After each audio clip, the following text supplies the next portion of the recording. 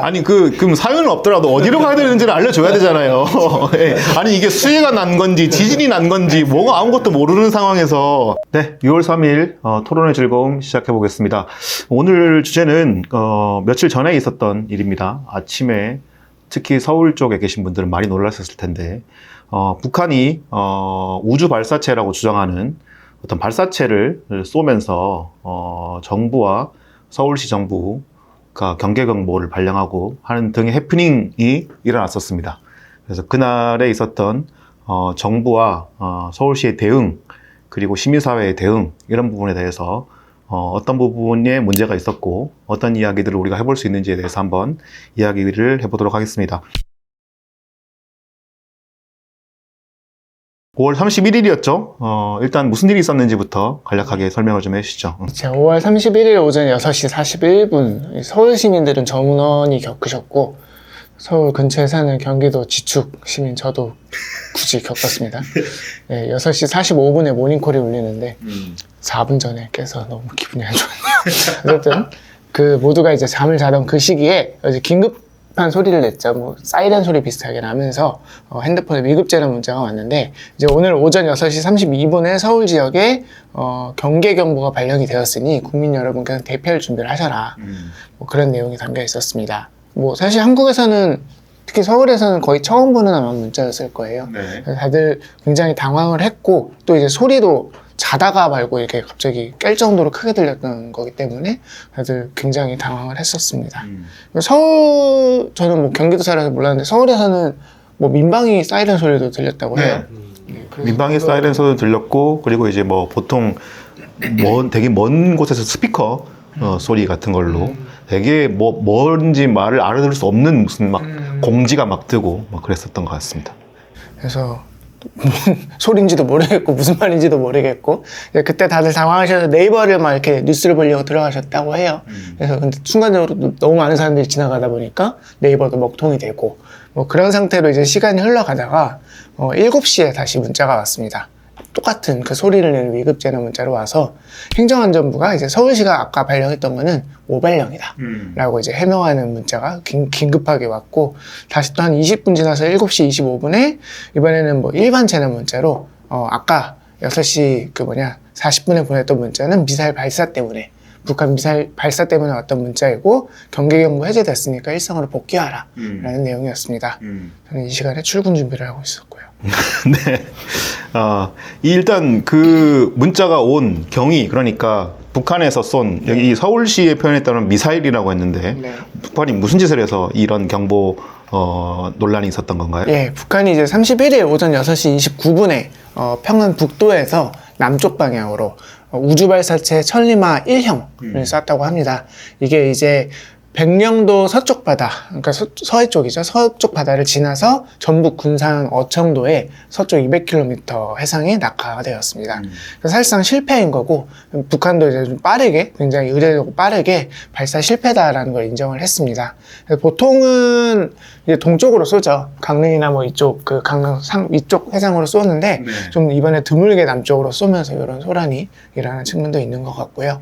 이제 북한 같은 경우는 진작부터 이걸 우리가 쏘겠다라고 좀 국제사회에 예고를 했다고 해요. 그때 이제 이게 북한의 표현에 따르면 인공위성 발사를 예고한 거고요. 31일, 그러니까 5월 31일부터 6월 11일 사이 어느 날에 쏠 거다. 좀 이런 식으로 예고를 해왔고, 뭐 일본이나 이런 쪽에서는 북한이 쏜 게 인공위성이 아니라 탄도미사일이라는 주장도 있습니다. 그러니까 그 대륙간 탄도미사일 얘기인데, 뭐 사실은 근데 같은 로켓에 미사일을 탑재하면은 미사일이 되는 거고 인공위성을 탑재하면 인공위성이 되는 거라서 뭐 이게 정확하게 구분하기는 어려운 개념이기도 하다는 얘기도 있습니다. 네, 그 일본의 주장이랑 그리고 이제 뭐 정말 미사일인지 우주 발사체인지 그 얘기는 조금 이따가 한번 정리를 좀 해드리도록 하고요. 일단 그 오발령이라고 일컬어지는 상황이 어떻게 발생이 됐는지만 간략하게 정리하고 저희 얘기로 넘어가도록 하겠습니다. 네, 되게 해프닝인데요. 이제 서울시의 입장은 행정안전부 중앙민방위경보통제소에서 경계경보를 발령하라라는 지령방송을 받았고 그걸 들었기 때문에 그에 따라서 조치를 했다라는 거예요. 지령방송 내용은 이렇습니다. 백령면, 대청면의 실제 경계경보 발령, 경보 미수신 지역은 자체적으로 실제 경계경보를 발령. 이런 내용이 오니까 이제 서울시 입장에서는 경계경보가 발령이 됐다. 근데 이제 이 경보를 못 들은 지역은 알아서 자체적으로 발령을 하라. 우리 못 들었다. 그러니까 우리 발령해야겠구나. 해서 이제 발령이 된 거예요. 네. 그에 앞서서 이제 서울시에서도 이 지령을 받고 나서 바로 이제 중앙통제소에 연락을 해서 이게 우리가 해야 되는 내용인지 확인을 하려고 했는데 연락이 됐지 않았다 그러고, 그래서 자체 판단으로 경계경보를 발령했다. 라는 입장을 밝혔습니다. 네네. 그래서 정리하면 6시 30분에 경계경보 지령방송이 내려왔고요. 6시 38분에 서울시에서 이제 재난안전상황실로 이제 문자 발송해도 되냐라는 승인 요청을 보냈고, 요청이 받아들여져서 6시 41분에 문자가 발송이 된 거죠. 네. 그래서 행정안전부는 앞서 그 보냈던 지령 방송이 백령면과 대청면을 대상으로 경계경보 발령한 거고, 이 백령면, 대청면 안에 있는 지역 중에서 미수신된 곳이 있으면은 경계경보를 자체적으로 발령하라라는 의미였다. 서울시가 똑바로 알아듣지 못해 일어난 일이다. 라고 이제 서로 탓을 공방을 하고 있는 상황입니다. 근데 오세훈 시장 같은 경우에는 오후에 기자회견을 열어가지고 사과를 하면서도 오발령은 아니었다. 다만 이제 실무자가 좀 과잉 대응을 했거나 뭐 적극 행정을 했거나 어떤 상황이었는지 우리가 다시 한번 파악을 해서 경위를 좀 파악을 해보겠다. 좀 이런 입장을 밝힌 바 있습니다. 네. 아니, 간략하게 하나 짚고 넘어가고 싶은 게 행정안전부 쪽에 발송 메시지, 네. 백령면, 대청면의 실제 경계경보 발령, 경보 미수신 지역은 자체적으로 실제 경계경보를 발령. 이 메시지 어떻게 들으셨어요? 저는 서울시 관계자의 입장이 약간 이해가 되거든요. 네. 어떠셨어요? 저는 그 얘기를 하기 직전에 서울시 관계자가 이렇게 얘기했어요. 전화를 했는데 안 받더라. 그래서 자체 판단을 할 수밖에 없었다라고 했는데, 저는 그 뒤에 그 해석을 이해하고 말고의 문제보다 전화를 했는데 공무원이 그 긴급한 상황에 전화를 안 받, 이 상황이 저는 납득할 수가 없어서 자체 판단을 해야 되는 상황이었다는 건 짐작이 돼요. 서울시 관계자가 어떤 식으로. 근데 저는 그 앞단에 어떻게 그 긴박한 상황에 그런 문자를 보내놓고 그런 명령을 하달해 놓고 안 받을 수가 있었지? 저는 그게 더 궁금합니다. 그걸 어떤 상황이었길래 어떤 의도를 가지고 안 받았는지. 그와 관련된 기사를 내가 본 적이 있는데, 네. 그 사이에 이 전화 통화가 7번 왔다 갔다 해요. 그러니까 처음에 서울시에서 미수신 지역이 서울이 해당되는지를 확인하려고 전화를 했는데 행안부에서 안 받았대요. 그런데 이제 그러고 나서 안 받으니까 서울시가 자체적으로 판단해서 내보낸 거죠. 문자를 발송하니까 난리가 난 거죠. 그러니까 행안부에서 깜짝 놀래가지고 서울시에 전화를 다시 했대요. 근데 전화를 안 받았어, 또 서울시에서. 이 새끼들 진짜. 그러나서 또 문자가 한 번 더 발송이 됐는데, 그러나서 또 한쪽 편에서 또 전화를 했는데 또 안 받아. 서로 전화를 계속하면서 안 받는 게 7차례. 네. 왔다 갔다 했다고 약간 그 하더라고요. 쿨포비아 이런 거 아닌가요? 문자로 해주세요, 뭘 카톡으로 해주세요, 이런 사람들. 갑자기 세대 MZ 세대였나요? 그 정도로 안 되기도 힘든데. 그러니까 그것도 사실 문제가 있는 거죠. 네. 전화를 그렇게 아무리 바쁘다고 해도 비상 상황이라고 해도 전화를 7번 서로 주고 받았는데 이거 안 됐다라는 건 이거 석기 시대가 아닌가. 기본적으로 한 라인이 작동하지 않은 거죠. 한 라인인데 사실상 한 라인이죠. 뭐 연결이 직통 전화인데 그게 안 됐다는 거는 사실은 이거는 굉장히 큰 문제인 거고. 그리고 그 다음에 이제 그 메시지 자체 문제도 있죠. 네네네. 메시지 자체가 시그널이 사실은 명확하지가 않아요. 행안부 그 메시지 자체가 사실은 2개 면에 실제 경보를 발령을 했는데 미수신 지역은 알아서 발령을 하라라는 그게 거잖아요. 뭔 의미일까요? 저는 아직까지 이해가 안 돼요. 그러니까 그 텍스트 자체로만 보면 이게 미수신 지역이 도대체 어디인지를 판단할 수가 없어요. 네. 맥락이 있으면 이제 모르겠는데 그런 맥락 없이 그냥 텍스트만 딱 보면 미수신 지역? 거긴 어디지? 그러니까 라고 생각할 수밖에 없는 거죠. 행안부 말대로 그게 그 백령면이랑 대청면 내에 미수신 지역에 있으면 애초에 발송 대상을 그쪽으로 보내야 되는 거 아니에요? 그렇죠. 왜 전국에 보낸 거죠? 이거는 군 경험자로서.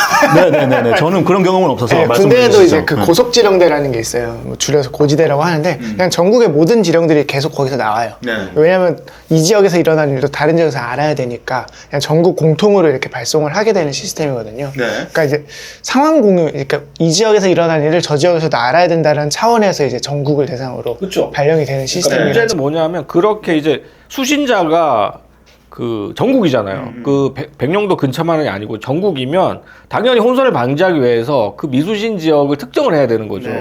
근데 그걸 특정하지 않고 얘기를 해버리니까 사실은 이런 게 뭐 무슨 자주 있는 상황도 아니고 서울시 입장에서는 당황해서 판단을 못할 수도 있고 또 그냥 텍스트 자체로만 봐도 이거는 굉장히 노이즈가 껴있는 시그널이었던 거죠. 그래서 이 자체가 사실은 문제가 있는 메시지였다. 근데 이 부분에 대해서 행안부에서는 별다른 해명을 하지 않고 있어요. 언론도 별로 지적을 안 하고 있어요. 네, 언론도 별로 지적을 언론은 안 대부분 뭐라고 하냐면 서울시만 이걸 오해했으니까 서울시의 문제다라고만 지적하더라고요. 그래서 제가 페북에 썼잖아요. 제가 그걸 가지고 페북에다가 이거 보고 내가 바로 떠오른 게 프로그래머 남편한테 심부름시킨 그 농담이 떠올랐다. 부인이 프로그래머 남편한테 우유 한 병 사오고 계란 있으면 6개 사와라고 심부름 시켰는데 그 남편이 그 사온 게 우유를 6병 사왔다는 거 아니에요. 그래서 계란이 있으면 우유를 6개 사라로 이해한 거죠. 조건물 그런 식으로 이해를 한 거죠. 근데 그게 사실은 그만큼 이제 오해 소지가 있는 거죠. 텍스트 자체가 사실은 이걸 프로그래밍 언어로 이해를 하면 그렇게 사올 수밖에 없는 건데 사실은 일상화에서는 그렇게 이해를 하지 않잖아요. 그 사이에 계란이 있으면 계란을 6개 사라는 게 계란을이라는 게 이제 생략되어 있는 건데 이번 이 메시지도 사실은 생략되어 있는 부분이 있고 그 생략된 부분이 제일 중요한 부분이었던 거죠. 사실 서울시 그 일한 사람 입장에서 좀 억울한 측면도 있어요. 이게 고속지령도 말씀드린 것처럼 전국에서 계속 방송이 나오거든요. 훈련 방송 실제 상황이 다 나와요. 그래서 보통 꺼놓거든요. 보통 서울 이렇게 줄여놓고 안 듣는데 너무 잘 들은 거죠, 서울시 관계자가. 근데 행안부 입장에서는 아니 다른 전국에서는 다들 알아들었는데 왜 너네만 엉뚱한 짓을 했냐라는 사실 부분이 알아들은 게 아니라 아예 안 들었을 가능성이 안 들었거나 뭐 했겠죠 당연히. 근데 제가 뉴스톱에서 팩트 체크한 기사 보면은 이게 민방공 경보라는 건데 그거를 자체적으로 그 지자체가 아예 이제 내릴 수 없게 되어 있는데 서울시가 혼자 그 짓을 했다라고 하더라고요. 근데 그거를 그러니까 승인을 받으려고 행안부에 연락했다가 전화를 안 받았다는 거 아니에요? 아 그럼 그냥 네. 승인을 못 받은 상태에서 근데 긴급한 상황이니까 판단해서 보냈다 이 얘기 아닌가요? 제 판단은 그냥 어기더라도 해야겠다 해서 한 거예요. 긴급 상황이니까 저는 그럴 수는 있다고 생각해요. 네. 솔직히 어떤 점에서는 담당자가 되게 일을 열심히 잘한 거라고 봐요. 하지만 이제 또 우리가 그렇다고 해서 칭찬만 할 수는 없죠. 왜냐하면 문자 내용이 너무 황당한 내용이었으니까요. 이렇게 보면 이게 어디로 대피해야 되는지 그리고 왜 대피해야 되는지가 없잖아요. 네.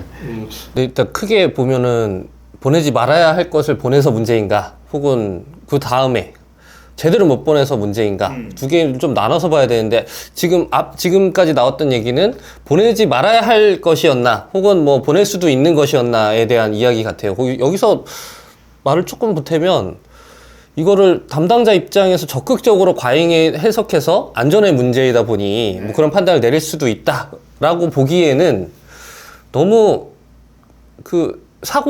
이 의사결정 방식이 그런 의도는 아니었던 것 같아요. 그냥 기계적으로 매뉴얼을 해석했을 뿐이라는 느낌이 들거든요. 그러니까 예를 들면 종합적으로 상황을 판단해서 이거 진짜 시민들 머리 위로 미사일이 떨어질 수도 있겠다라는 담당자의 어떤 판단 때문에 내가 뭐 책임질게 일단 보내 이랬다면 저는 물론 박수를 쳐주겠지만 그게 아니라 보면은 이거 지금 말귀 나 모르겠고 전화도 안 받고 매뉴얼상으로 보면 이럴 때 보내라고 돼 있네? 몰라. 난 안 하고 책임지는 것보다는 뭔가를 하고 욕먹는 게 나을 거라는 기계적인 매뉴얼 해석에서 이걸 보냈다고 생각해요. 왜냐면, 종합적인 사고 판단, 그리고 책임감 있는 어떤 판단을 내릴 수 있는 담당자라고 하면 전체적인 그 가능성을 따져봤겠죠. 진짜 서울 시민으로 북한이 쏜 그 발사체가 떨어질 가능성이 있을까를 고려하지 않고 않았기 때문에 보낼 수 있었던 문자라고 생각하거든요. 그래서 이거를 마치 이 담당자가 되게 적극적인 행동을 했다라고 이야기하는 건 이번 사례에는 맞지 않는 거예요. 네, 저도 동의하는 게 그 담당자가 적극적으로 해석했으면 문자를 이런 내용으로 보내진 않았을 거라고 저는 봐요. 그러니까 예를 들어 이제 이 문자 내용을 보낸다고 한다면 이게 정말 긴급한 상황이고 문제가 있어서 서울 시민들에게 경고를 제대로 알려야 된다라고 하는 판단을 했다면 그런 공문이었다면 이런 내용으로 대피 사유도 없고 장소도 없는 이런 문자를 그냥 정말 행안부에서 주어진 매뉴얼 그대로 그냥 문자를 옮겨서 보내는 그런 행위를 하진 않았겠죠. 저는 적극적이긴 했다고 생각해요. 담당자가 적극적인 면피 행위. 그렇죠, 그렇죠. 그러니까 책임을 회피하기 위해서 적극적으로 움직였기 때문에 이런 이제 말도 안 되는 정보값이 없는 사실상 제로에 가까운 메시지가 나온 것이고 그런데 이제 메시지는 내야 되는 거지. 면피를 하기 위해서는 아무것도 안 하면은 자기가 책임 추궁이 떨어지니까 뭐라도 했는데 했다라는 것만 내가 알려지면 되는 상황. 난 했어. 거죠. 난 했어. 나한테 뭐라고 하지 마. 나한테 이렇게. 뭐라고 하지 마. 결과는 중요하지 않아. 적극적 네, 네, 면피. 사실 또 반대로 한국에서 일어났던 적극적 면피의 또 다른 양면상은 이것을 알리지 않고 묻기 위한 어떤 면피적 행위들도 있었던 거잖아요. 이게 이제 내가 직접 적극적으로 제보를 하면은 사건이 되고, 그럼 우리 뭐 군대 같은 경우는 군대 그 부대의 일이 되고, 그러면 나중에 나한테 어떤 책임의 화살이 날아올 수 있는 상황을 피하기 위해서 그냥 우리만 보고서 묻으면 돼. 이렇게 조치됐던 것들이 사실 그간의 좀 한국의 역사의 한 측면이기도 하잖아요. 그 반대편에서 일어난 일인데, 근데 뭐 공무원으로서는 이 일 아니면 저희 말고 어떤 다른 말씀하신 것처럼 뭐 이제 그 표준 문안, 규정에 있는 표준 문안에는 이번에 저희가 받은 문자 그대로 적혀 있거든요. 근데 이거를 담당자가 뭐 다르게 더 가미를 해서 상황을 추가할 만한 그런 자율성이나 이런 게 공무원한테 부여되는 게 더 옳은 일일까? 필요한 일일까? 가능한 일일까? 생각해보면은 또 그게 이제 공무원의 역할 이상을 요구하는 것 아닌가?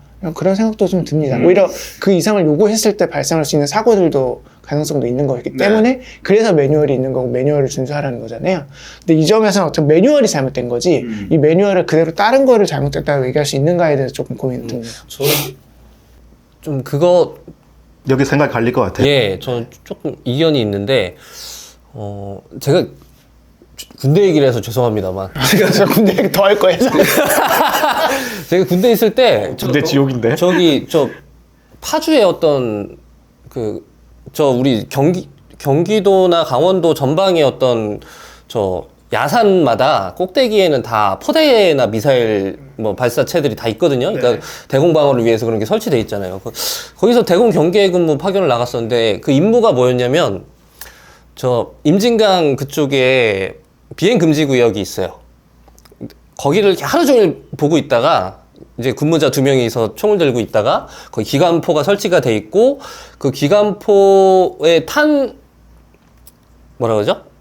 이게 뭐죠? 탄창이 빠져 있어요. 근데 평상시에는 장전이 안 돼 있는 기관포를 가지고 있다가 만약에 비행 금지 구역에 무언가가 뭐라도 넘어오면 무조건 목에 걸고 있던 그 탄약통의 열쇠를 따서 바로 그걸 쏴야 되는 게 초병의 임무였거든요. 그게 매뉴얼로 딱 있어요. 선조치 후보고를 한다. 먼저 사격을 하고 나서 지통실에 보고를 하는 그 임무가 있어요. 그게 비상상황의 매뉴얼이잖아요. 아무 일도 없죠, 당연히. 거기서 뭐 평소에는 아무것도 넘어오지 않아서 사실 그걸 열어본 사람도 없어요. 탄통을. 근데 어느 날 새벽에 뭐가 넘어왔어요. 뭐가 넘어오는데, 근데 아주 작은 비행체인데 누가 봐도 저거 민간 비행체라는 걸 알겠더라고요. 식별이 됐어요. 그러니까 행글라이더라고 하죠. 그러니까 이게 좀 아무튼 이게 사람이 레저용으로 많이 타는 RC 비행기 같은 거. 그런 비행기의 윤곽이 어렴풋이 보였는데, 근데 매뉴얼상이라면 저는 그 사람을 쏴야 되는 거예요.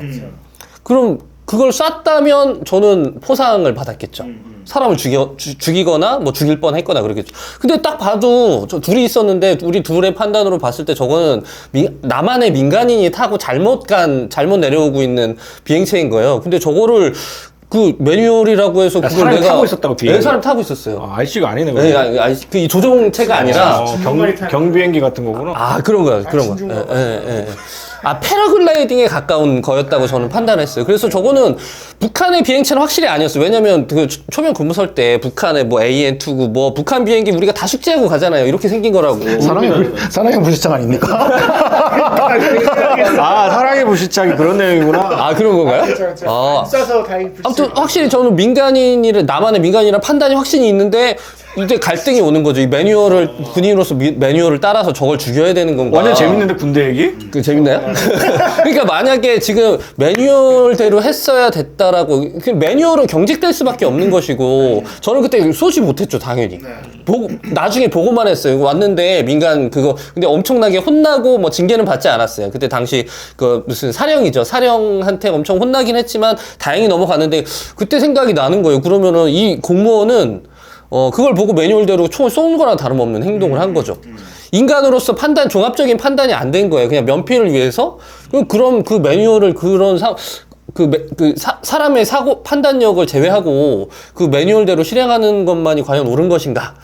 이런 판단이 들었어요. 결국에는 그걸 해낼 수 있는 사람의 어떤 사고력이 더 중요한 것이 아닌가? 라는 생각이 들기도 했어요. 그러니까 저는 이 남규님의 말씀에도 어느 정도 동의하지만 매뉴얼이라고 하는 게 모든 디테일한 상황에 따라서 다 일일이 A부터 Z까지 모든 걸 다 규정할 수는 없잖아요. 거기에 어느 정도 관료가 됐든 누군가 됐든 개인의 어떤 주체 의지가 들어갈 수밖에 없는 상황인데 이 사람은 아무런 의지도 없이 그냥 면피하기 위해서 그냥 팔로우해서 이 내용 자체가 자기가 봐도 정말 자기가 만약에 그 시민에 일원하겠다고 한다면 그 내용을 보고 어디로 대피해야 될지 왜 대피해야 될지 알 수 있었을까요? 전혀 몰랐던 내용을 그냥 발송한 거예요. 그렇다고 본다면 이거는 매뉴얼이 미비한 점도 분명히 있겠지만 그 부분보다는 이 사람의 대응을 좀 더 비판해야 되는 게 아닌가라는 저는 생각을 합니다. 저도 같은 입장이에요.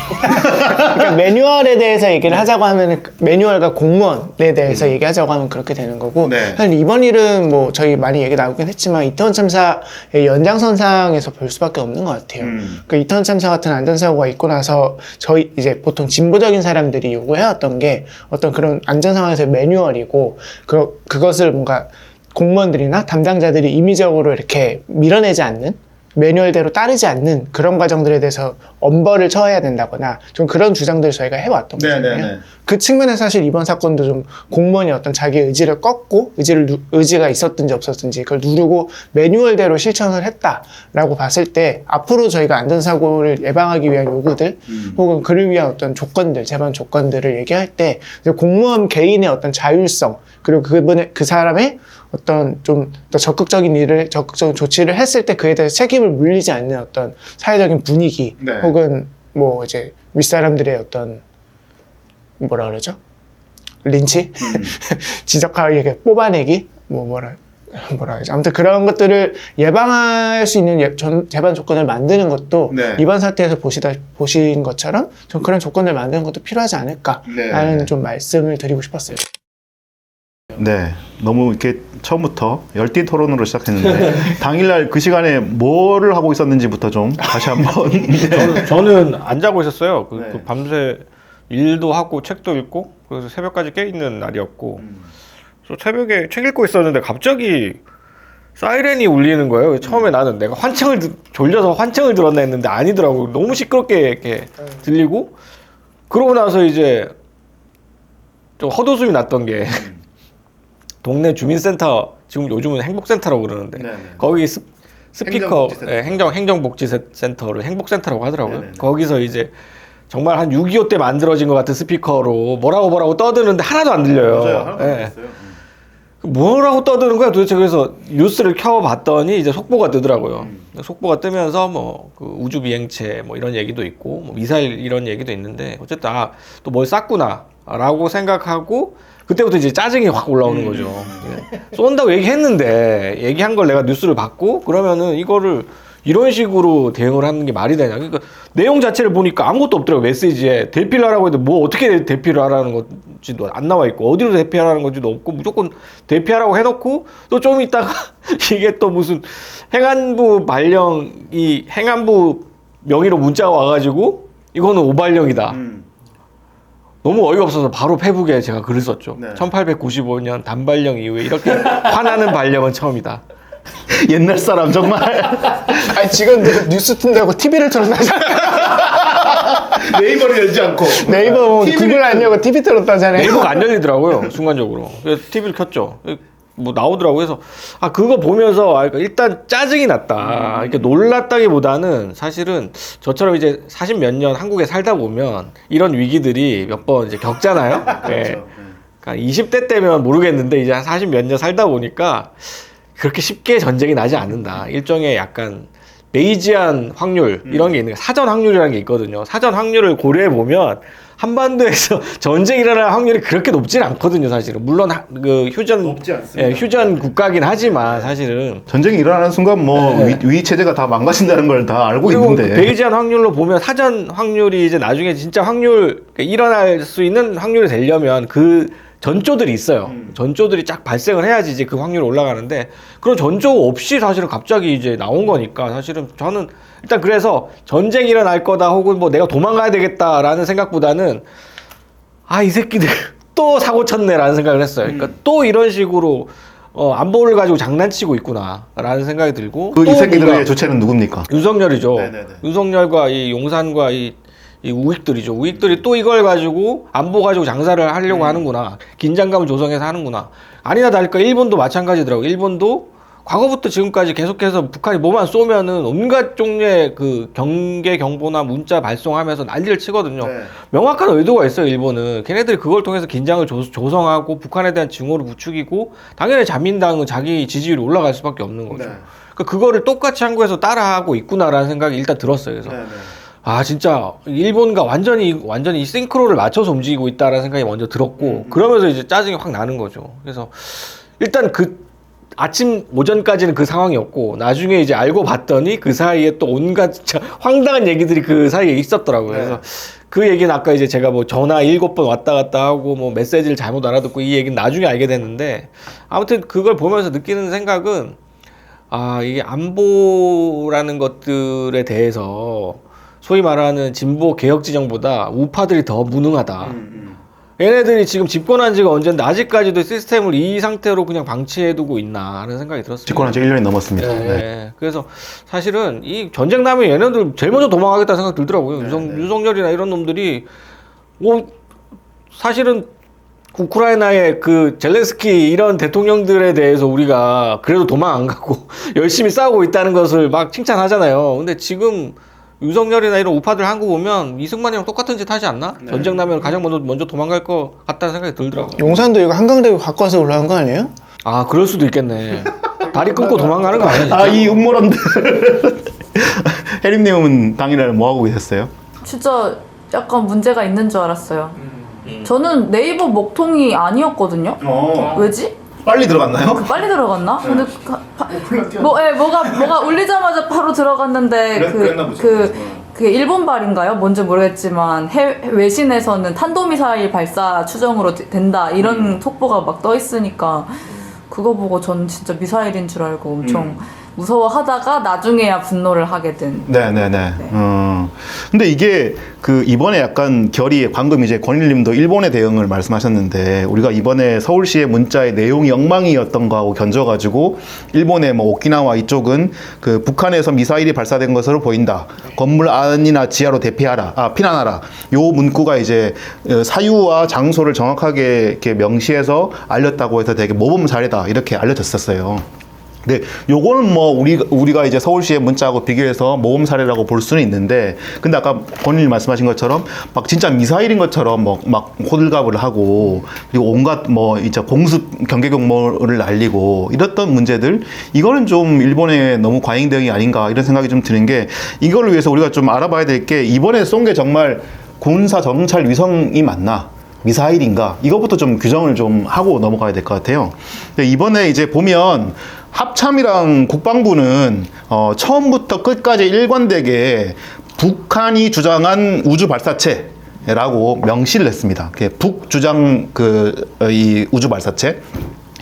정찰 위성을 탑재한 것으로 추정된다 이렇게 명시를 했는데, 반면 이제 그 대통령실이랑 외교부는 위성 명목 장거리 탄도미사일 과 우주 발사체 이 명칭을 막 섞어서 사용했어요. 그러니까 이게 엄연히 다른 개념이거든요. 물론 이제 발사체라고 하면 발사체는 그러니까 위에 탄도를 달면 미사일이 되고 위에 위성을 달면 위성이 되는 겁니다. 그래서 이제 당연히 이 꼭대기에 뭐가 달렸는지에 따라서 성격은 달라지긴 하는데, 근데 엄연히 다른 거거든요. 그리고 아까 남기르도 잠깐 말씀하셨지만 지금까지 북한이 ICBM이나 이런 것들을 쐈던 거는 대부분 다 뭐 정확한 위치는 제가 모르겠지만 약간 북한에서도 이렇게 동북 쪽에서 쏴서 태평양 쪽으로 이렇게 미국을 하는 방향으로 날아갔다가 떨어지는 방향으로 쐈거든요. 홋카이도 방향. 네, 그리고 이제 한 번은 최근에 쐈던 미사일이 거기서 발사가 했는데 그 이 일본, 그러니까 동해 쪽에 떨어져, 일본을 향해서 동해 쪽에 떨어져서 그때 한번 이제 좀 논란이 된 적이 있었고, 그거 외에는 다 위쪽에 쐈단 말이죠.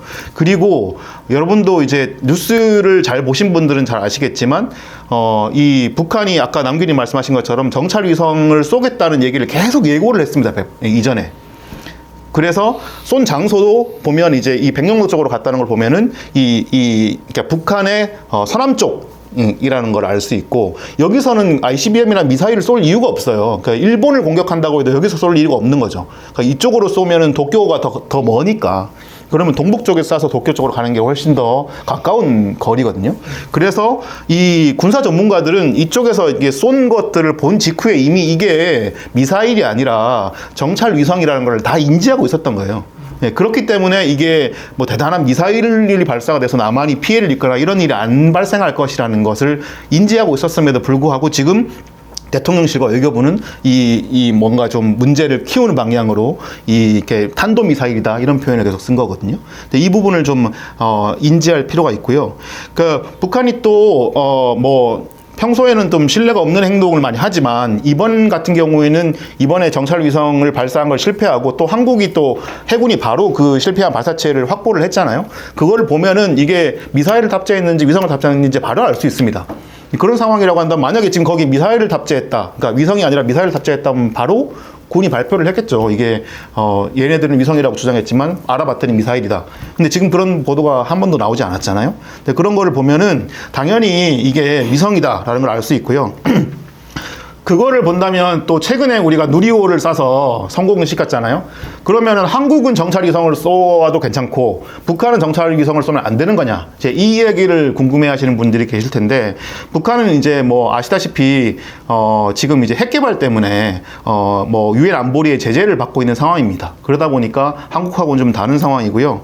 다만 북한은 이미 이제 2012년 12월이랑 2016년 6월에 두 차례 이미 위성을 발사를 해서 성공한 경험이 있습니다. 그게 이제 여러분도 들어보셨을 텐데, 광명성 3호 그리고 광명성 2호 이게 지금 돌고 있거든요, 궤도를. 근데 다만 이제 그 돌고 있는 위성이 제대로 지금도 작동하느냐 이거는 알 수가 없죠. 그건 북한만이 알고 있겠죠, 그죠? 그래서 이번에 정찰 위성을 쏜 거는 새로운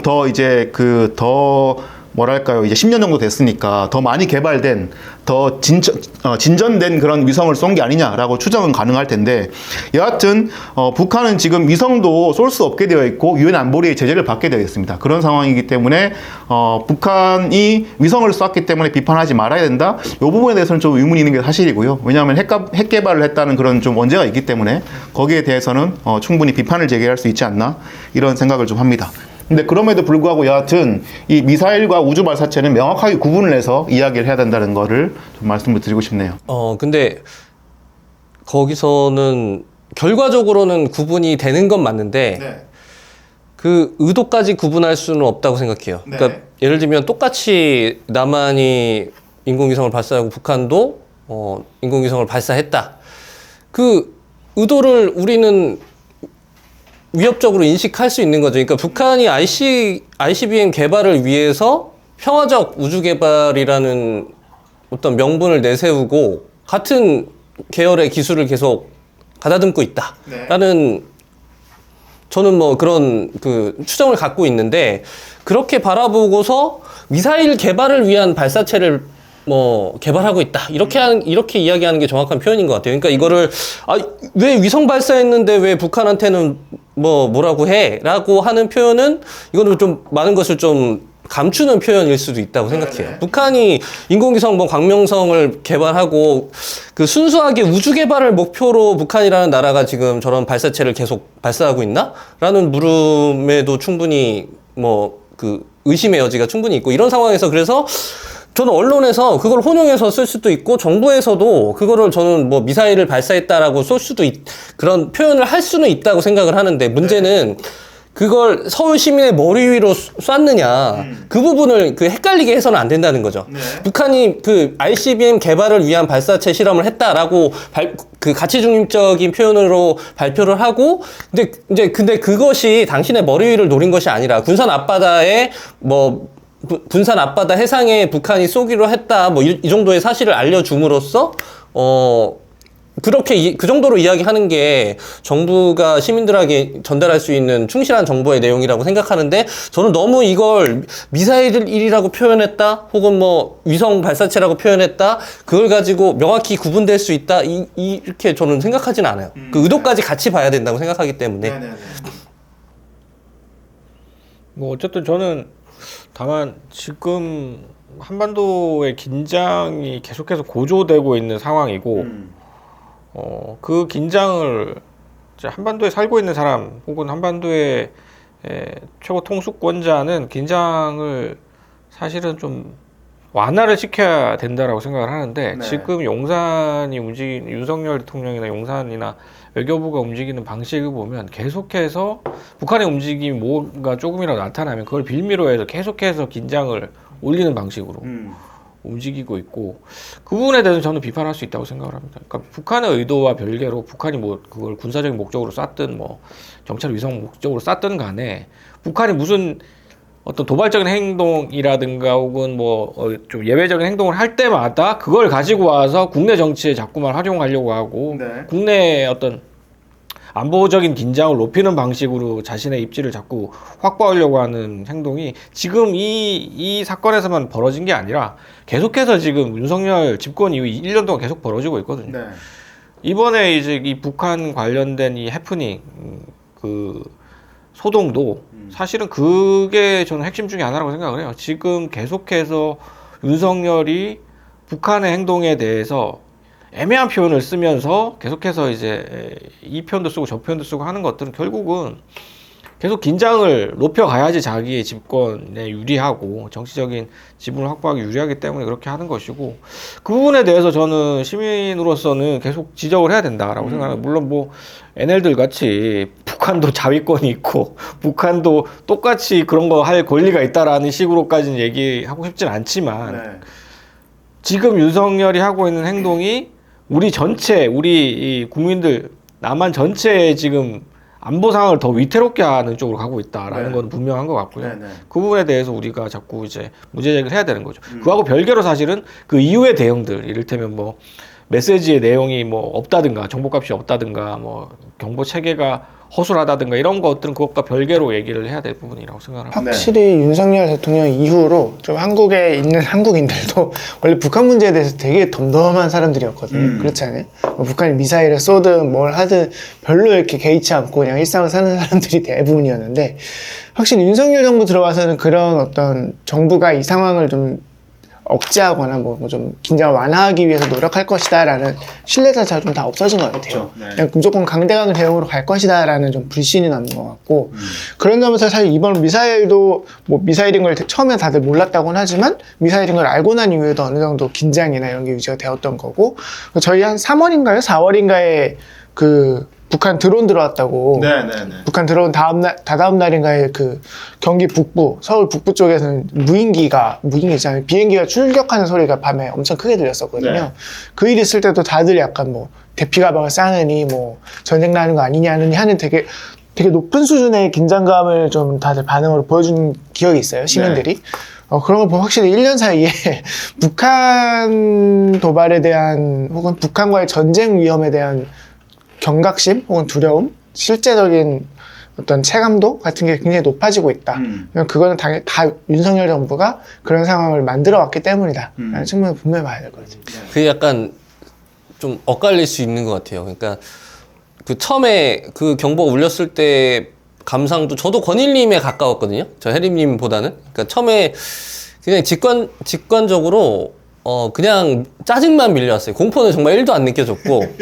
왜냐면 진짜 경험적으로 봤을 때 이런 종류의 경보가 발령됐을 때는 실질적으로 나한테 위협이 될 만한 상황은 전혀 아닐 것이다 라는 생각이 있었고 뉴스 검색을 통해서 뭐 미사일이고 발사체고 어쩜 이런 키워드를 보는 순간 확신이 들었어요. 이거는 그냥 아니다. 만약에 뉴스 검색했는데 해성이 떨어진다거나 뭐 어디 뭐 백두산이 폭발했다 이러면은 저는 약간 좀 경각심을 가졌을 텐데 그게 아니라 뭐 북한 뭐 미사일 이런 얘기니까 이 새끼들 봐라 이런 생각이 들었어요. 근데 이거는 제가 한국에서 정말 그 군대에서 갔다 오고 어릴 때부터 계속 뭐 그런 식의 어떤 뉴스를 많이 접하고 무뎌지고 상황에 대한 종합적인 인식이 있었으니까 그런 판단이 가능했던 건데 예를 들면 한국에 와 있는 외국인이랄지 아니면 제가 어렸을 때 그런 안보 위기나 어떤 그런 긴장 상황을 겪어보지 못한 젊은 사람들 같은 경우에는 조금 다르게 느꼈을 수도 있겠다라는 생각이 들었어요. 그 젊은 사람이 저분인가요? 그렇죠. 이런 분들은 모를 수도 있죠. 아니 저는 사실은 미사일 연합뉴스 속보를 보고 쫄았었죠. 쫄았었죠. 아유, 별일 아니구나. 만기는 군대 갔다 왔으니까. 저는 군대 갔다 왔고 그래서 이게 한반도를 둘러싼 이 세상이 어떻게 구성되어 있고 작동하는지에 대한 이해가 좀 있는 사람들이라면 공포보다는 짜증이었을 것 같고 그게 아니라 좀 한반도 환경에 대한 이해가 없거나 좀 낯선 사람이라면 공포 쪽에 좀 가깝지 않았을까. 그래서 아마도 뉴스를 다들 안 봐요. 네, 뉴스 보고 안 보고가 진짜 이번에 컸는데 제 주변에 뉴스를 보고 위성이라는 걸 알았던 사람들은 여자든 뭐 군대를 안 갔다 왔든 다 사실 안심했대요. 이게 정치 고관여층과 저관여층 사이에 체감도가 아니, 왜냐하면 특히나 또 연합뉴스 알람, 푸시 알람을 해놓은 분들은 맞아요. 그러니까 이 경계 경보가 오기 전에 이미 이 우주 발사체를 쐈구나라는 걸 알고 있었어요. 저도 알고 있었고. 그러니까 오키나와에서도 경보가 날렸다는 게 속보가 있었거든요. 네. 일본으로 갔구나. 뭐 이미 간 끝났네. 거는 뭘 이렇게 생각하고 있었기 때문에 그 경계 경보가 왔을 때 그냥 뭐야 이놈들 이제 와가지고 이걸 보낸다고 이런 생각밖에 안 들었어요. 저도 그랬어요. 그 41분에 문자 받고 깨서 아내도 옆에서 갑자기 깼거든요. 무슨 일이야? 해가지고 미사일이래? 다시 자. 하고 잤어요. 저는 여기 푸시엘님이 같이 있었는데도 불구하고 무서웠어요. 이런 거 미사일이라는 표현을 보고 나한테 떨어질 거라고 무서워하는 사람도 있구나. 그러니까 미사일이라고 해도 미사일이 나랑 아무 상관이 없다고 생각되거든. 저도 약간 그런 느낌이라서. 미사일이라고 하니까 미사일로 나를 노리고 쐈구나 이런 생각을 할 수도 있다는 거를 참. 네, 아니 그래서 아까 그 뉴스에서 말씀하셨던 그 어머니를 등에 업고 뛰어갔다는 분은 정말 대단한 분이다. 엄청난 이 경계심을 가지고 사는 분이구나라는. 제 직장 동료도 전화 문자 받자마자 네이버가 먹통이라 무슨 상황인지도 모르겠고 일단은 무조건 나와서 지하철역 대피를 하셨다가 돌아오셨대요. 네네네. 그런 분들 보면 그게 확실히 진짜 그런 분들이 계시나 봐요. 그 어떤 분은 자기가 평소에 좋아했던 여성한테 고백했다고. 이제 전쟁 날 것 같으니까 모발형 참사라고 이제 지금 짤 돌고 있어요. 용기를 내서 너한테 고백할게. 나 너 좋아해. 뭐 이랬는데 한 시간 동안 답이 없어. 그러고 나서 한 시간 뒤에 농담이야 이렇게 답장 보냈는데 그 이후에도 답장이 없는 되게 서울시랑 협업해서 만든 만우절 농담. 영화를 너무 많이 보셨네요. 헐리우드 무슨 재난 영화 보면은 지구 멸망 뭐 하루 전에 그런 로맨스가 이루어지고 막 그런 거 있잖아요. 그런 거 너무 많이 보셨어요. 근데 약간 모르겠어요. 미사일은 안전하다라는 인식이 저희 안에 있는데 이게 이런 인식을 갖고 있는 게 맞는 것인지에 대해서 한 3일 동안 계속 고민을 하고 있었거든요. 이거는 안전불감증이 아닌가. 제 경험상 진짜 무슨 예측하지 못한 북한과 관련된 안보적인 이상이 생겼을 경우에는 속보에 급변 상황, 이변 상황 이렇게 뜹니다. 예전에 김일성이 죽었을 때도 그렇게 떴었고, 그러니까 그런 식으로 뭔가가 떴을 때는 약간 긴장이 되죠. 저는 이렇게 뉴스에 있는 사람으로서 이 앞에 말머리에 속보가 뜨면 아무런 긴장이 되지 않고요. 앞에 말머리 긴급이 뜨면 좀 긴장이 됩니다. 네네네. 꿀팁이네. 네. 그래서 사실은 그런 것들도 어떻게 보면 살아온 구력 이런 거에 따라 다르고 한반도에 얼마나 오래 살았느냐, 얼마나 고인물이냐에 따라 좀 다를 것 같은데 어쨌든 놀라신 분들도 많았을 것 같고 사실은. 그 속보가 떴을 때 미사일이 만약에 이제 서울을 향해서 날아왔다면 다 죽었어요. 이미 끝이 났고 사실은 뭐 북한에서 서울을 향해서 장사정포나 이런 포들이 겨냥하고 있잖아요. 미사일 쏠 필요도 없죠. 사실은 그냥 다 쏴버리면 그냥 다 죽는 거예요. 절반은. 그러니까 사실은 미사일이라는 것에 대해서 봤을 때도 이렇게 저도 주식님이랑 비슷하게 그 미사일은 그냥 실험하려고 한 거지 이걸 한반도를 향해서 겨냥했다라는 건 사실은 거의 뭐 확률상 있을 수가 없는 일이었기 때문에. 그러니까 제가 경험에 의해서 얻게 된 어떤 통계적 그 판단은 백두산이 폭발할 확률이 차라리 미사일이 내 머리에 떨어질 확률보다 더 높다는 판단이 있어요. 그러니까 미사일 경보는 100번을 봐도 한 번도 안 쏘는데 예를 들면 백두산 폭발했다 그러면 저는 진짜 쫄 것 같거든요. 그 정도의 어떤 그 판단의 차이 이런 게 있는 것 같아요. 확률적으로도 높죠. 백두산이 폭발할 시기가 굉장히 가까워졌다는 얘기도 있고 실제로 후지산도 폭발이 지금 가까워졌다고 그러고. 근데 여기서 이번 그 오발령 사건으로 사람들이 각자가 이제 어떤 국가를 원하는지가 조금씩 드러났다고 생각해요. 어떤 사람들은 뭐 여러 방향의 국가에 대한 요구사항, 불만사항들이 튀어나왔는데 뭐 하나는 왜 그 똑바로 일을 못하느냐, 행정적으로 무능한 지점에 대한 어떤 비판들도 있었고, 또 하나는 좀 가장 크게 나왔던 게 도대체 어디로 대피하란 말이냐라는 질문이었잖아요. 근데 이 질문을 바탕으로 이런 요구들이 좀 많이 나왔던 것 같아요. 대피소가 어디 있지? 실제로 이런 일이 일어나면 난 어디로 대피해야 되지? 왜 국가가 나한테 그런 걸 알려주지 않고 훈련을 시키지 않았지? 실제로 그럼 난 죽으란 말인가? 라는 공포심을 키운 측면이 있어서 자꾸 어떤 그 긴급 상황에 대한 대응 능력을 학습시켜 달라는 요구들이 계속 나오는 것 같은데, 이게 과연 이 사건에 대한 바람직한 어떤 결론인가? 바람직한 대응책인가라는 생각이 들었어요. 그런 시절, 그런 요구들이 수용됐던 시절을 저희 또래는 살아왔거든요. 그러니까 예를 들면 어릴 때 뭐 틈만 나면 무슨 뭐 어디 뭐 책상 밑에 숨고 어디 대피소로 훈련 뭐 줄지어서 이동하고. 방공호가 어디인지 그렇죠. 맨날 항상 학습을 받았죠.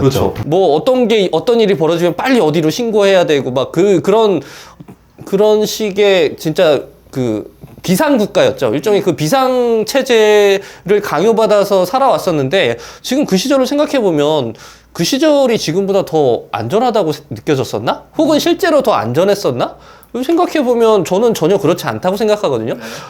방공호가 어디인지 모르고 지금 어떤 위기 상황인지를 평시에 내가 인식하지 않고 살아도 되는 뭐 지금 최근의 삶이 저는 훨씬 더 안전하다고 느끼거든요. 그래서 국가에 대해서 그런 비상체제를 더 확대해 달라, 그런 걸 더 강화해 달라, 비상체제처럼 나를 살게 해달라는 요구가 과연 국가에 대한 합당한 요구인가. 또 이런 요구를 또 일부에서는 이런 목소리들을 이용해서 전시체제의 어떤 강력한 북한에 대한 대응체제를 요구하는 우파의 목소리, 이런 그 요구를 어떤 지렛대 삼아서 뭐 그런 크게 그런 요구를 하고 있는 우파들의 또 목소리들을 봤을 때 좀 제대로 된 이번 오발령 사건에 대한 인식이 좀 필요하지 않나라는 생각이 들어요. 그 실제 있는 위협을 잘못 어떤 전달해서 문제가 생긴 것이 아니고 실제로 존재하지 않았던 위협을 과장해서 혹은 실수로 전달하면서 생긴 문제라는 거거든요. 그래서 문제에 대한 인식을 좀 정확히 할 필요가 있지 않나. 이 얘기에서 되게 재밌었던 게 그 이제 대피 훈련을 왜 안 시켜줬냐라는 얘기를 할 때 항상 앞에 붙는 말들 우리나라 아직도 전쟁 국가인데, 우리나라 아직도 휴전 국가인데. 저 이거는 군대 갔다 와서 처음 듣는 말이거든요. 군대에서나 들었고, 군대 가기 전에도 사실 사회에서 그런 말 하는 사람 전 거의 못 봤어요. 그나마 뭐 천안함 사건이나 뭐 연평도 포격 사건 있었을 때 그 정도 나왔고, 그 후에 한 10년 동안 이런 얘기를 한 사람을 본 적이 없는데, 이번에 일 있고 나서 그런 얘기를 한 사람들이 이제 평범한 진짜 뭐 트위터나 뭐 커뮤니티에 있을 법한 사람들이 하는 걸 보면서 뭐지, 세상이 달라. 내가 잘못 살고 있었나 싶은 생각이 들더라고요. 근데 이제 그런 건 없을까요? 이제 이게 시민들이 재난 상황이랑 그 북한에 의해서 생기는 어떤 그런 전쟁 상황이나 뭐 이런 상황, 그거를 구분해서 대응해야 될까요? 그러니까 저는 그게 약간 궁금한 게, 이태원 참사도 그렇고 뭐 세월호도 그렇고, 이렇게 지금 우리 시민들이 기본적으로 한국 정부의 재난 대응 시스템에 대한 불신이 가장 강하게 있잖아요.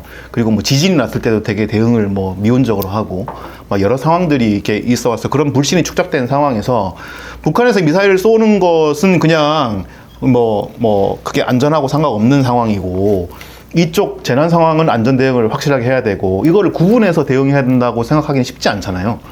그 부분에 대해서는 어떻게 생각하세요? 그러니까 제가 하고 싶었던 이야기는 이런 방향이었어요. 그러니까 국가의 책무에서 어느 것이 더 중요하냐에 대한 이야기였는데, 그러니까 시민들의 어떤 뭐 대피소를 잘 지어놓고 잘 숙지시키고 시민들을 잘 훈련시켜서 재난 상황에 잘 대응할 수 있게 하는 것도 국가의 책무 중에 하나라고 저도 생각을 해요. 근데 그보다 더 중요한 국가의 책무는 이번 상황과 연결시켜서 생각을 해보면, 시민들이 더 안보 상황에서 안전을 느끼고 긴장도 시민의 일상의 삶에서 그 긴장도를 낮춰서 더 안전하게 생활할 수 있게 만들어주는 것이 국가의 더 중요한 책무다. 그런 외교 환경을 만드는 게 중요하다. 네. 근데 그런 측면에서 봤을 때 시민들한테 이런 식의 아주 그 경각심을 일깨우는 문자를 보내놓고 정작 대통령은 NSC 회의에도 불참을 했다는 이런 사실을 알게 됐을 때 그럼 국가는 정말로 나의 안전을 걱정해서 이런 문자를 보낸 것인가?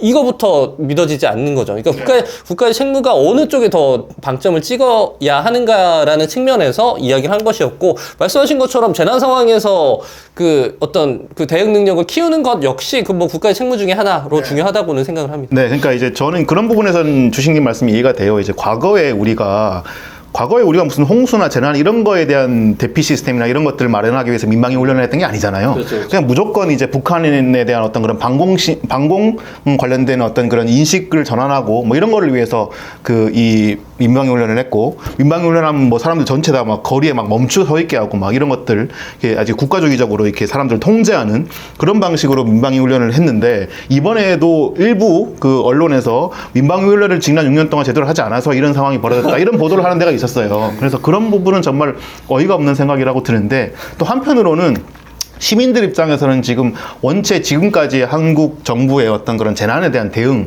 이런 게 너무나 허술하다는 것을 이미 인지해 왔고, 그래서 이런 상황에서 이번에 또 문자까지 이렇게 허술하게 오니까 그냥 도대체 어떤 부분들을 믿고 우리가 어떤 비상 상황이 발생했을 때나 재난 상황이 발생했을 때 대응해야 되느냐라고 하는 이제 의구심이 있을 수밖에 없고, 그래서 약간 말씀하신 보수 우파들이 제기하는 어떤 그런 방식의 얘기와 일반 시민들이 제기하는 어떤 그런 그 경각심에 대한 얘기는 약간 결이 좀 다른 부분도 있는 것 같아요. 네네네. 그런 부분은 좀 생각해야 될 것 같고, 말씀하셔서 좀 보태자면 그 저는 이번 상황에서 별로 그렇게 언론 보도가 나오지 않은 부분 중에 하나가 윤석열 대통령의 대응이라고 생각하는데, 보수 우파에서 정말 늘 반복적으로 보고 있는 게 정말 이런 안보 상황에서도 정말 무능하다라는 거를 볼 수밖에 없는데, 윤석열 대통령이 이번에 상황이 발생하고 난 뒤에 NSC 그 국가안전보장회의가 열렸는데 불참했어요. 그러니까 여기에 그 조태영 국가안보실장 주재로 NSC를 열었고, 윤 대통령이 이게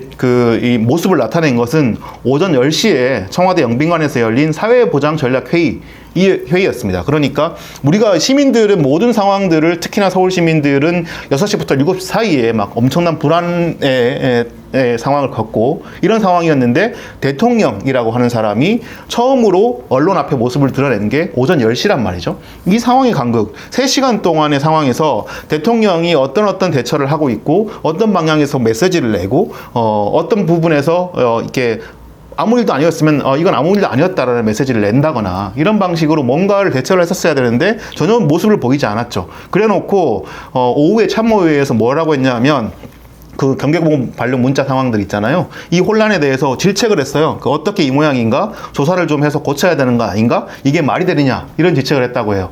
그러니까 이런 식으로 또 이렇게 우리가 예전에 많이 얘기했던 그 사실상 본인이 총괄해서 관할해야 되는 책임이 있음에도 불구하고 그 책임을 외주화해서 다른 사람들한테 비판하는 방식으로 이 얘기하는 그런 윤 대통령의 모습을 보면 정말 좀 어이가 없는 거죠. 근데 이제 대통령실은 이렇게 얘기를 해요. 이렇게 오전 6시 29분에 북한 주장 우주 발사체라고 하는 거를 대통령이 첫 보고를 받았고, 그 이후에도 실시간으로 보고를 받고 있었다라고 이제 얘기를 하는데, 근데 이 보고받은 이후에 그러면 대통령이 뭘 했는지에 대한 얘기가 있어야 되잖아요. 근데 대통령실은 최초에 보고를 받은 시간, 그리고 보고받은 지 어떤 지시를 내렸는지, 그리고 NSC는 왜 주재하지 않았는지 이런 거에 대해서 아무것도 지금 알리지 않고 있어요. 심지어 아까도 반복적으로 말씀드렸지만 북한이 정찰 위성을 발사하겠다고는 반복적으로 거듭해서 이 예고를 했고, 그게 언론 보도에서도 계속 나왔던 상황이거든요. 언론이 이미 보도에서 알고 있는 상황인데 이 대통령실이 이런 식으로, 또 대통령이 이런 방식으로 대응했다는 거는 좀 이해가 되지 않는다는 것. 그래서 정말 이 안보를 강조하는 정보가 맞는지, 그래서 정말 한반도의 긴장관계를 지금 보면 윤석열 대통령이 권위주의 정부 세력 그리고 자유주의 세력 이렇게 나눠가지고 지금 약간 극단적인 어떤 분파적인 어떤 그런 외교 전략을 펴고 있잖아요. 이런 방식으로 정말 한다는 걸 인정한다고 한다면 최소한 이런 안보에 대한 상황들은 치밀하게 점검해서 언제든 대처할 수 있게 만들어야 되는 거 아닌가? 뭐 이런 생각들을 저는 워라밸을 듭니다. 중시하는 MZ세대가였습니다. 출근 전에는 어떤 일이 있어도 일하지 않는다. 출근한 이후에는 안보를 강조하지만 출근 전에 일어난 일들에 대해서는 이제 저번에 우리 여름에 당직자들이 해야 된다. 그 포부 때 그 대통령의 출근길이 생각나네요. 퇴근길. 네, 퇴근길.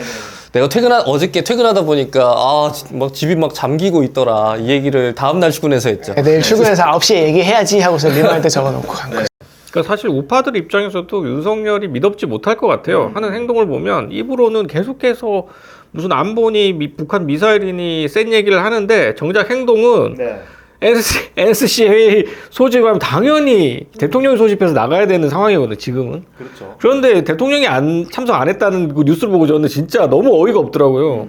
와, 이런 상황에도 안 나가면은 이거는 완전히 무슨 양치기 소년 취급밖에 안 되는 거죠, 사실은. 우파들 입장에서도 아니, 대통령이 이 NSC를 소집하고 자기가 나가서 진두지휘를 해야지 사람들이 긴장을 하고 할 텐데 이게 정작 대리인을 보내놓고 자기는 안 나간다? 이거는 사실은 우파들 입장에서도 용납이 안 되는 행태죠. 네. 이거는 사실은 직무유기라고 밖에 볼 수 없는 거죠. 전후 관계를 따져봐야 되는 거죠. 국가가 국민의 안전을 위해서 할 수 있는 최선의 조치를 적극적으로 한 이후에 그래도 불가항력적으로 시민에게 뭔가 위협적인 상황이 올 수 있다고 판단했을 때 이런 안내라든지 안전 문자라든지 혹은 어떤 그 위협 상황 대피에 대한 명령이라든지 이런 거를 내릴 수 있는 거지.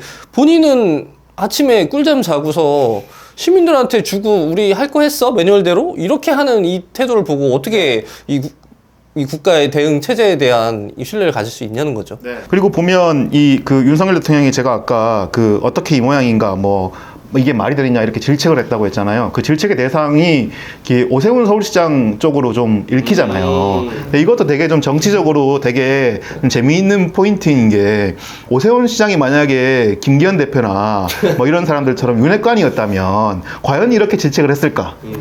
오세훈 시장은 기본적으로 약간 이제 그 윤석열 대통령하고는 스탠스가 다른 정치적인 스탠스를 가지고 있는 사람이잖아요. 그러다 보니까 이제 이런 부분들에 대해서 이 사람은 안보를 두고도 지금 약간 정치적으로 이런 거를 활용하는구나라는 생각이 저는 좀 들었고요. 또 하나 더 해서 오세훈 시장도 대단히 무능했다는 것을 다시 한번 확인할 수밖에 없는 게 오세훈 시장이 오후에 이제 이 브리핑을 열고 여러 말씀을 하셨는데 아까 이제 남규리는 잠깐 말씀하셨지만 저는 제일 좀 눈에 띄었던 문장이 뭐였냐면 안전에는 타협이 있을 수 없고 과잉이라고 할 정도로 대응하는 게 원칙이다. 이런 얘기를 했어요. 코웃음밖에 안 나오는 말인 것 같은데 첫째는 안전에 타협이 있을 수 없고 과잉이라고 할 정도로 대응하는 게 원칙이라고 하는 사람이라면 최소한 이 문자를 보내는 상황들까지 꼼꼼하게 점검을 해서 어떻게 보낼 것이고 안전에 과잉 대응까지를 할 수 있도록 시스템을 마련해 두는 게 서울시장이 평소에 해야 될 어떤 책무인 거죠. 그런 거는 제대로 해두지 않고 사후적으로 나와가지고 마치 자기의 대응을 정당화하는 방식으로 이렇게 말한다는 게 시스템을 만드는 데만 타협이 많았군요.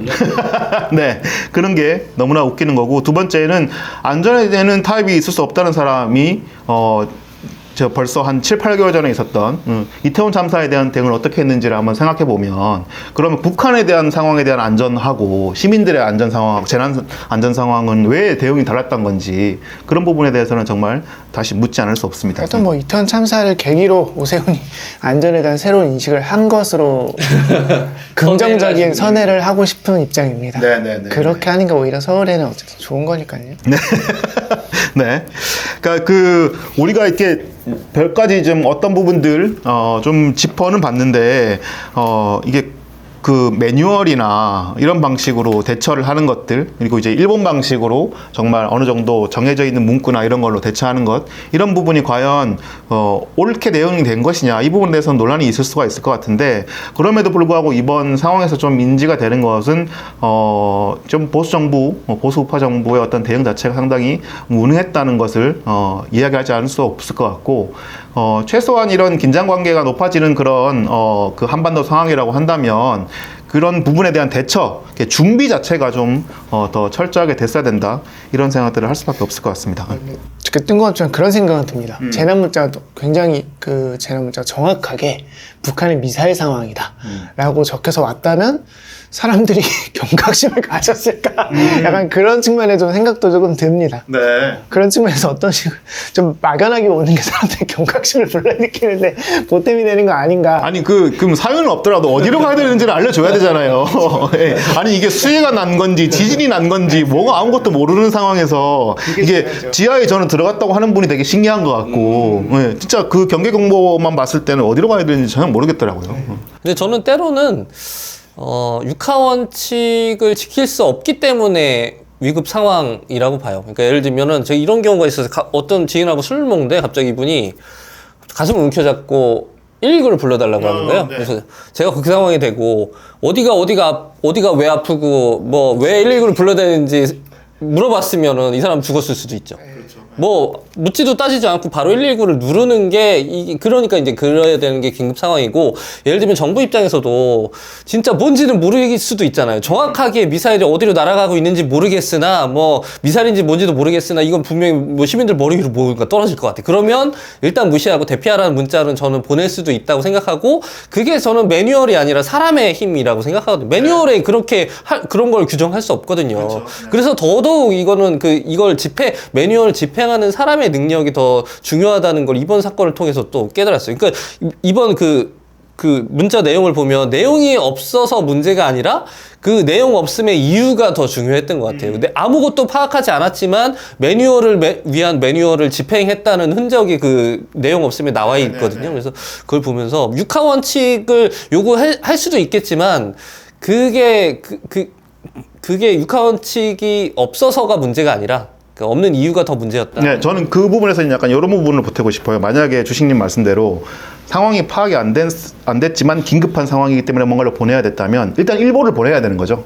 1보를 보내고 네. 그 다음에 상황이 파악되면 또 2보를 보내야 되는 거죠. 그게 제대로 된 대응이라고 생각하는데, 이번에는 상황이 물론 해프닝으로 벌어졌기 때문에 2보는 없었긴 했겠지만, 그래서 이제 말씀하신 대로 매뉴얼대로 보낸 것 자체는 좀 문제가 있고, 뭔가 긴급 상황이라면 뭔가 보냈어야 된다는 것도 맞지만, 그렇다면은 그 다음 과정에서 어떤 부분이 어떻게 발생했는지에 대해서는 육하 원칙은 기본적으로 최소한 몇 번 보냈던 그 안에서는 지켜져야 되는 게 분명히 있지 않나라는 생각은 좀 듭니다.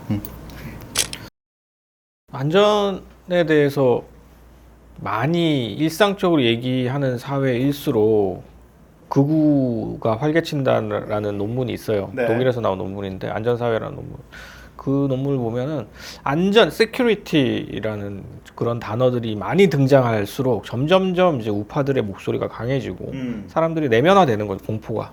그러니까 안전에 대한 공포를 자극할수록 우파들이 집권하기가 편해지고 좌파들이나 진보가 목소리를 낼 여지가 줄어든다는 거죠. 네. 안전이라는 것들이 사람들을 기본적으로 보수화시키고 공포를 자극함으로 인해서 뭔가 사회에 대해서 어떤 비전을 제시한다거나 혹은 뭐 어떤 개방적인 그런 생각을 하기보다는 움츠러들게 만드는 거죠. 나와 내 가족의 생존에 급급하게 만듦으로 인해서 사회적인 구조적인 문제들에 눈을 돌리지 못하게 만드는 효과가 있다라고 하거든요. 그래서 뭐 독일만의 이야기가 아니라 저는 한국 역시도 마찬가지고, 그래서 저는 이명박 정부 시절에 그 행자부 이름을 바꿨어요. 네, 행정안전부로 바꿨다가 다시 안전행정부로 바꿨어요. 네. 그러니까 안전이라는 것들을 우파들이 계속해서 강조를 하는 이유가 있거든요. 이데올로기적으로도 있고 정치적으로도 있고. 그러니까 안전에 대해서 사람들이 자꾸만 일상적으로 인식을 하고, 내가 만약에 미사일 진짜 쏘면 어떻게 해야 되지? 막 이렇게 서바이벌 키트 찾아서 네. 준비하고, 이런 것들 일상적으로 우리 스스로 내면화되는 어떤 안전에 대한 불안을 갖고 있을수록 사실은 보수 정치가 득세할 수밖에 없는 상황들을 만든다는 거죠. 네, 그런 네. 것들이. 저는 이런 부분들이 사실은 안전은 무엇보다 중요한 가치, 진보건 보수건 간에 추구해야 될 가치이긴 하지만, 이것이 우리가 일상적으로 우리 스스로를 규율을 하는 일종의 패놉티콘처럼 작동을 할 경우에는 사실은 결과적으로는 우리 스스로를 더 불안정하게 만들고 안전을 더 침해할 수 있는, 우리 스스로의 자유를 침해할 수 있는 그런 상황이 벌어질 수 있다는 점에서 좀 경각심을 가져야 되지 않나 하는 생각을 해봅니다. 사실 세월호 참사 이후로 진보 정치에서 안전이라는 키워드가 약간 거의 모든 다른 가치들보다 최상위에 서게 된 흐름이 있었죠. 네. 그러면서 뭐 이제 시민들도 안전에 대한 얘기, 뭐 페미니즘 이후로도 또 안전에 대한 얘기가 되게 엄청나게 크게 퍼졌고, 사실 제가 뭐 잘은 모르지만 페미니즘 진영 안에서도 안전주의에 대한 여러 가지 쟁점들이 있는 걸로 알고 있거든요. 네. 안전을 너무 과하게 요구하는 것, 그 안전만 요구하는 것과 어떤 안전에 대해서 뭐 여러 가지 다른 가치들과 함께 얘기하는 것 사이에서 좀 여러 가지 논쟁들이 있는 것도 알고 있고, 비슷한 맥락일 것 같습니다. 네네네. 그리고 원래 앞에서 했던 얘기인데요. 이게 약간 그 공무원이 매뉴얼대로 했던 데는 좀 여러 측면도 있을 것 같아요. 이게 경계경보잖아요. 이걸 제가 지금 찾아보니까 이렇게 써있어요. 화생방 무기를 포함한 적의 항공기, 유도탄 또는 지상 해상 전략에 의한 공격이 예상될 때. 그러니까 이 공무원한테는 이 매뉴얼을 너무 잘 안 나머지 경계경보라는 말은 이미 그 미사일 혹은 뭐 북한의 항공기 이것이 이 상황이라는 걸 전제하고 있다는 걸 당연히 사람들도 알 거라고 인식을 한 게 아닌가. 네. 그렇기 때문에 여기에 특별하게 정보를 담지 않고 경계경보라는 말만 써도 그에 따른 대피를 하지 않겠는가라는 대단히 과도한 전문가적인 인식이 깔려 있었기 때문에 오히려 이렇게 좀 설렁설렁한 문자가 갔던 건 아닌가 그럴 수도 라는 있겠네요. 생각도 듭니다. 보통은 이제 그러죠. 이제 언론인들도 제일 많이 그 주의를 해야 되는 게 본인은 이제 뭔가 그 사안에 대해서 취재를 하고 많이 이제 얘기를 듣고 이제 보통 이제 정부 관계자들이나 이런 사람들을 취재하니까 이게 일반적으로 시민들이 다 알고 있다고 생각하고 기사를 쓰는 경우가 많거든요. 그게 데스크에서 많이 걸러지는데 또 데스크에서 걸러지지 않는 경우가 있는 게 데스크들도 또 이렇게 계속 기자 생활을 오래 했던 사람이다 보니까 시민들이 일반적으로 인식하는 거하고 좀 격차가 있는 방식으로 기사를 쓰는 경우가 많죠. 이제 그게 이분도 그랬을 가능성도 없지 않아 있다 이런 생각들이 좀 들고요. 지진이나 홍수 같은 경우는 지진경보, 홍수경보가 따로 가기 때문에 네. 경계경보라고 하면 시민들은 뭐 다 알겠지. 약간 이런 되게 막연한 생각을 했던 건 아닌가 라는 생각도 그럴 수도 들고요. 있겠네요. 그런 측면에서 좀 시민의 눈높이를 이해하는 게 공무원의 핵심 역할이겠죠. 네. 가장 완벽한 매뉴얼은 인간이 개입하지 않는 매뉴얼이거든요. 그러니까 기계적으로 그냥 어떤 조건이 발동되면 그냥 바로 발동되는 그런 매뉴얼들이 있죠. 그러니까 가상의 매뉴얼 중에 이제 데스머신 같은 거죠. 그러니까 예를 들면 상대가 핵을 쏜 것으로 예상이 되면 묻지도 따지지도 않고 자동 발사하게 만드는 시스템, 이런 것들이죠. 이게 완벽한 매뉴얼인데 과연 그 시스템에 인류를 맡길 수 있나? 그랬으면 인류는 벌써 몇 번 공멸했겠죠. 쿠바 사태 같은 거 벌어졌을 때 사람이 나서서 사람이 판단해서 다른 적극적인 중재 행위를 했으니까 살아남았지. 그러니까 이게 매뉴얼에 대한 어떤 강박, 완벽한 매뉴얼에 대한 강박이 오히려 더 위험한 상황을 만들 수 있고, 그래서 그럴 때일수록 매뉴얼과 어떤 매뉴얼을 포함한 종합적인 사고를 할 수 있는 어떤 관료의 존재, 이런 것들이 더 중요하지 않을까. 그러니까 세월호 이후에 워낙에 안전 매뉴얼이 부재한 사회를 살다 보니까 매뉴얼에 대한 경각심이 너무 높아진 나머지 약간 매뉴얼 자체에 대한 어떤 환상 같은 것들도 한국 사회에 좀 팽배해 있지 않나. 그래서 그런 것들이 이번 사건을 통해서 약간은 좀 잘못된 방향의 요구로 표출되고 있지 않나라는 우려도 좀 듭니다. 그러니까 이제 아까 페미니즘 부분도 마찬가지고 이제 세월호도 마찬가지고 너무나 이 시스템이 붕괴되어 있고 아무것도 작동하지 않았다는 거를 시민들이 다 목도했기 때문에, 그러다 보니까 이제 그거에 대해 최소한 매뉴얼과 시스템이라도 갖춰두자라고 했던 요구가 그때에도 강하게 나왔고, 그건 일단 기본적인 사회에 대한 어떤 그런 신뢰 자본을 확보하기 위해서도 필요한 거는 맞는 것 같아요. 공공성을 회복하는 것. 세월호 때 가장 이제 문제가 됐던 거는 결국은 민간 구조나 이런 것들로 다 외주화하고 민영화했던 부분에 대한 어떤 그런 상황들, 이런 거에 대한 문제제기가 있었던 거잖아요. 그래서 시스템으로 뭔가를 갖춰두고 거기에 대한 대응을 공공이 어떻게 할 것인지에 대해서 뭔가를 갖춰두는 것은 맞는데, 말씀하셨다시피 그것만으로는 안 되는 거죠. 이 매뉴얼과 시스템은 그냥 기본인 거고, 그 기본에 따라서 이거를 장착하게 만들고 이거를 작동하게 만들고 이거의 상황에 따라서 임기응변으로 대처하게 만드는 것들은 다 사람의 의지이고 관료들의 의지인데, 그 관료의 의지가 지금 보면은 대체로 다 뭔가 그 관료의 의지가 정치적인 어떤 방향에 따라서 처벌이나 뭐 이게 징계나 이런 방향으로만 뭔가 되고, 직권 남용이나 이런 부분으로 계속 사람들을 압박하는 방식으로 가니까 또 관료들은 그냥 우리가 할 수 있는 최소한만 하고 면피하겠다라는 인식들이 강해지고, 이런 거에 대한 것들이 계속 교차하면서 외부에서 봤을 때는 좀 답답한 그런 상황이 벌어지는 거고, 정치적인 인식이나 아니면 주체적인 판단이 아무것도 없는 그런 그 시스템 속에서만 안주하게 되는 그런 어떤 개인들이 어떤 판단을 제대로 하지 않은 상황에서 뭔가 면피성으로 행동을 하게 되는 그런 상황들이 발생하는 것 같습니다. 그게 결국은 우리가 안전 문제가 됐든 또 다른 문제가 됐든 기본적인 어떤 시스템 이후의 상황들에 대한 대처가 훨씬 더 중요하죠. 하지만 지금 한국 사회는 이제 기본도 잘 안 돼 있는 게 또 문제라는 것, 그것도 우리가 같이 얘기를 하지 않을 수 없을 것 같습니다. 안전이라든가 매뉴얼을 물신화하면 안 될 것 같아요. 네네. 그거를 일종의 물신으로서 자꾸 추구를 하려고 하고 그런 것들을 자꾸만 묻지도 따지지도 않고 그것만 있으면 된다라는 식으로 얘기를 하는데 주식님 말씀하신 것처럼 결국은 그런 것들 실행하는 주체는 인간이고 사람들 사이에 대화거든요. 사람들끼리 논의를 해서 그때그때 그 맥락에 맞는 대책들을 만들어내고 또 이 상황에서 또 다른 방식이 맞을 때도 있어요. 어떤 상황에 따라서는. 그런데 그거를 일괄적으로 어떤 무조건 이거는 안전이 중요하니까 이대로 해야 돼. 혹은 뭐 이거는 이 상황에서 이 매뉴얼대로 해야 돼. 이러는 건 없어요, 사실은. 매번 상황은 다르고 매번 그때마다 우리가 겪어야 되는 사건들은 나날이 새롭기 때문에 그런 것들을 지금 우리 이 오경보 사태, 오발령 사태를 가지고도 사실은 지금 얘기해야 될 것들을 결국 그러면 우리가 어떻게 구체적으로 문안들을 만들어 나갈 것인가 혹은 또 사람들을 얼마나 또 배치할 것인가 전화를 7번이나 했는데 아무도 안 받았다. 그럼 이거 어떻게 앞으로 해결할 것인지. 그렇다고 해서 또 평소에 그 전화 받는 사람들을 그냥 아무 일도 하지 않고 전화만 받게 그냥 놔둘 수는 없는 거잖아요. 그러니까 그때 그 어떤 비상 상황 혹은 일상 상황에서 어떤 식으로 효율적으로 사람들이 쓸 것인지 이런 부분들을 좀 구체적으로 얘기를 해야 될 때인 것 같아요. 그거를 언론에서 주도를 해서 해야 되지 않을까 싶어요. 네, 오늘 토론은 여기까지 하고요. 저희는 참 마지막으로 그 혜영님이 원래 오늘 그 직전까지 이 토론에 참여하시기로 돼 있었는데 갑작스러운 당 일정이 있어가지고 참여를 못하셨습니다. 또 혜영님도 하실 말씀이 되게 많으셨을 것 같은데 다음에 저희가 또 다음 주에 모시기로 하고요. 저희 토론은 오늘 여기까지 하겠습니다. 고생 많으셨습니다. 감사합니다. 감사합니다.